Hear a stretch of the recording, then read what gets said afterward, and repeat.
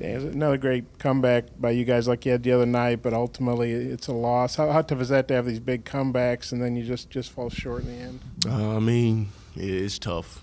I mean, to go out and play your tail off for 40 minutes and then to come out, then have to play an extra 5 minutes for overtime. And I mean, to have a loss like that, I mean, it's one that's going, hurt us real bad. I mean, like Coach said, it's going to have to hurt till midnight. But, games go either way. So hopefully the next game we come out on top. Did they talk before this game just to really concerted effort to get you the ball? I mean, it's always, a big factor of me, like, getting the ball. Every time I touch it, Coach says every time I touch it, good things happen. And, I mean, every time I touch it, I try to make, the best play.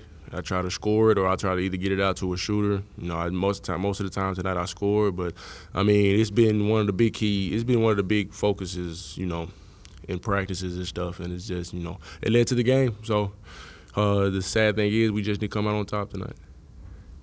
Daniel, Reed, obviously a great player, hit 4 out of 4 threes. Did that surprise you, his range and just the threes? They hit 7 more threes than you guys did. How big were the three-pointers? And that's how they got the lead in overtime. The three-pointers that he hit, those were big threes. Those were some real big plays. I mean, he came down and he took his time and he knocked them down because, I mean, we left him wide open. And that's just, that's just our fault right there because, I mean, we got to rotate on him, especially off the ball screen. But, I mean, he came down, he took his time and knocked him down, and that's what hurt us in overtime because he came down, I think they hit like 2 back-to-back threes. I mean, it's just some stuff that we need to fix. Hey, Daniel, can you speak about the player Reggie Chaney? I thought maybe his best game since he's been at Arkansas. Y'all really looked comfortable out there together in the high-low and then working together down low. I mean, one thing I was telling Reggie and basically all the other guys that were coming off the bench behind him, I was telling them that, when he touched the ball, they sagged off of him. And, I mean, they left the lane wide open for him. So I just told him whenever he touched the ball, just go straight towards the basket. Either get fouled and get an one or just score the basket. And what he did tonight, I mean, he did some really big things for us. He rebounded for us. He blocked shots for us. I mean, he came out and even guarded Tremont for us. I mean, he kept him contained for a couple of possessions. I mean, it's just, he has his times, and I'm pretty sure he's going to have his times throughout the season. Daniel, Arkansas's always been a good home team. This is 4 losses here in Fayetteville. Now, how tough is that, and how surprising is that? And what do you think you guys got to do to kind of lock down home again? I would say the main thing we got to do to lock down home is play defense, and another thing is to hit free throws. I mean, for instance, I mean, I missed 2 big free throws today. We got to make sure we hit free throws, especially on the home court, because that's we got to protect this place. I mean, they can't just come in bud and just do whatever they want to. It's not called one of the hardest places to play in for nothing. So we just got to make sure we play defense, keep guys out of the paint, and don't let them do what they want to do and hit free throws. Those have been the only things that's been taking us out the past couple of games at home. Daniel, to play a player like Naz Reid, how much extra motivation does that give you?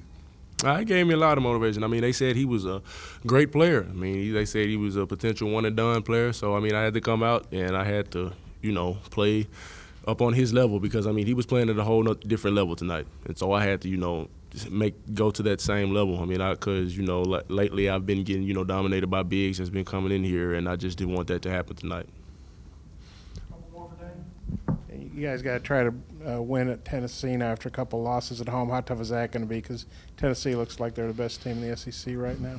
It's going to be tough. I mean, we're going to come out and we're going to play, the basketball we always play. And, like I said, hopefully we come out on top. I mean, it's another big game, and it's another opportunity for us to, go out and play hog basketball. I mean, we played a little bit of hog basketball. Well, we didn't play a little. We played a lot of hog basketball tonight. It just didn't turn out the way we wanted it to. But if we come out and play hog basketball like we need to in Tennessee, I mean, it's going to be a real good game for us.